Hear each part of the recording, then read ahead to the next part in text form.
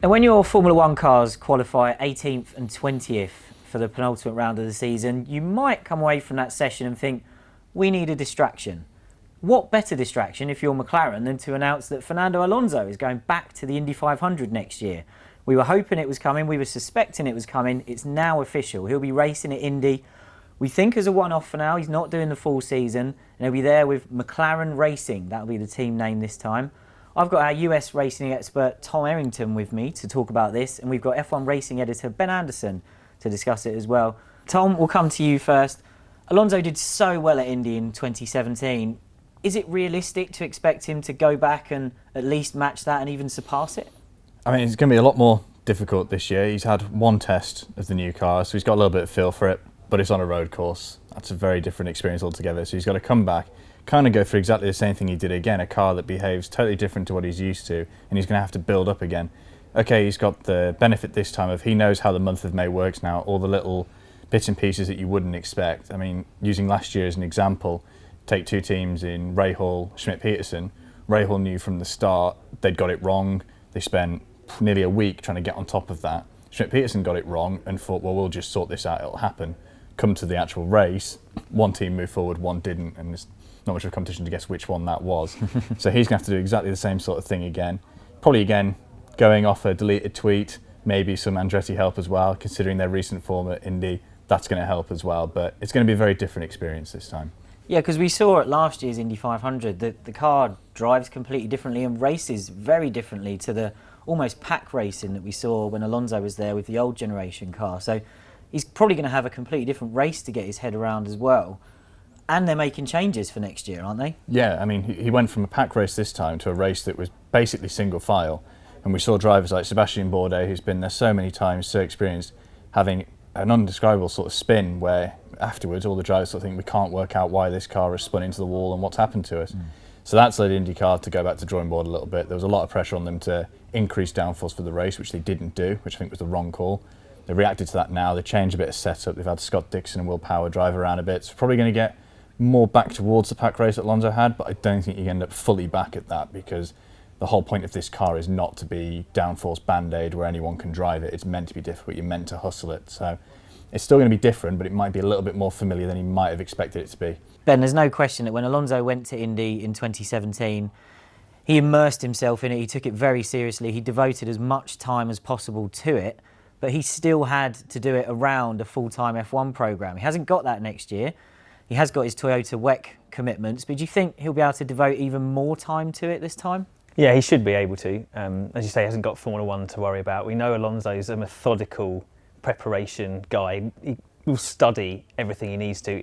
In this instance, as you mentioned, Tom, he knows the race already, so that kind of halves the learning curve. It's the car that's going to be the big challenge. I mean, you say it's a car without the downforce band-aid. It's one you need to hustle. That is what Alonso's been doing in Formula One the last few years, isn't it? Hustling a McLaren with no downforce, so it should be right up his street, I think.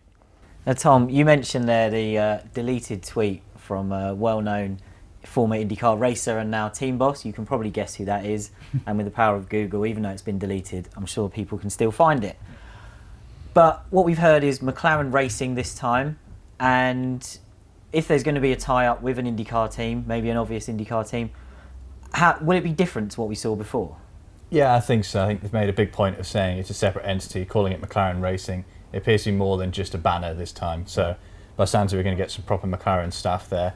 Obviously, if you're going to do something like the Indy 500, where most people at that team will have experienced it for the first time, 2017, you're not going to go all rookie staff. That doesn't make any sense. So I suspect you'll see a split of McLaren's own staff mixed with probably some Andretti team personnel. The interesting thing there will be, will it be direct Andretti with the Honda power when we suspect this McLaren will be Chevrolet? Chances are they'll probably use Harding Racing, which they've built. Andretti's built a bit of an affiliation with there. Have some people come and support it from there. Probably Andretti people move to Harding to move to McLaren just to make it more complicated, and that'll help. That sounds very F1. Yeah, it's very, very similar. So it's going to be kind of along those lines, I suspect, to help McLaren shortcut that learning curve that the driver's already going to have. So it makes sense to try and help him anywhere else they can. Ben, McLaren have been at pains to tell us that this is not going to be a case of farming some people out from inside the F1 team out to go to Indy for a month. You know, people were asking Gilles de Ferran, who was Alonso's advisor last time, are you going to move away from your job now with the F1 team to go and do the month of May again? He said it's not clear at the moment. If McLaren have different people who they send, can we believe them that this won't distract from what is quite a significant rebuilding job that's required in F1? Yeah, I think if they send genuinely different people who are not in any way involved in the F1 program or not deeply involved, then yes, that makes sense and tallies with Zach Brown's suggestion that McLaren's laser focus is on F1, and they've got big problems in F1, so they do need to turn that around. In saying that, I guess you could make a call maybe after the start of next season, see where you are, see how things are progressing, if things are more settled, if you're confident that you're on the right path and you've done all the restructuring and made the moves you need to do to, realise the first stage of that rebuilding process, then maybe you can afford to send a few people who otherwise you wouldn't off to Indy. De Ferran kind of makes sense because of his experience in that field, but that's a call you'd have to make once you've got some real life data to work with, I guess, because the priority for McLaren is Formula One. This is a supplementary project, isn't it? Yeah, now looking at Formula One, we've just had the Brazilian Grand Prix. As we mentioned at the start, it didn't go well for McLaren at all, but no race in F1 really does at the moment. Alonso himself seems to be getting more ranty and erratic on the radio, which is entertaining, but probably not great for the people on the receiving end of it. With the media, I think he's getting shorter and shorter. He's clearly just a little bit fed up of all the questioning and having to talk up the bad results and that sort of thing. Do you think that we've got one race left effectively in his F1 career? Do you think he's just had enough of F1 now and just needs to get out? Yeah, I get that impression. Alonso's always been quite feisty on the radio and quite feisty in interviews, but the key thing that he's lost now is that prospect of something better just around the corner in the championship. There's always a winter of hope and maybe false expectations that drives you on to the next season, and to tolerate being in difficult cars that he's been in the last few years. He can always think, next year will be better, we're promised more power, we're promised more downforce, this and that. But having made the decision to check out of Formula One, there's nothing for him next year. So all he's got in his final races to bow out with is a car that's at the back of the grid, getting lapped twice. He gets a penalty for ignoring blue flags. It must be enormously frustrating for a guy who's won 2 world championships and should have won more. Tom, we know that when he went to Indy last time, it was almost like a refresh for Alonso's mindset and his personality, and I think everyone would agree that he probably came back from that experience a different man. Is that just the effect that US racing has on a lot of these guys when they finally leave the pressure cooker of European racing, whether it's F1 or anything else? There's a little bit of that. I think if you look at the way the IndyCar community's reacted to every sort of news story that's come out about Alonso going back to America, it's been huge excitement.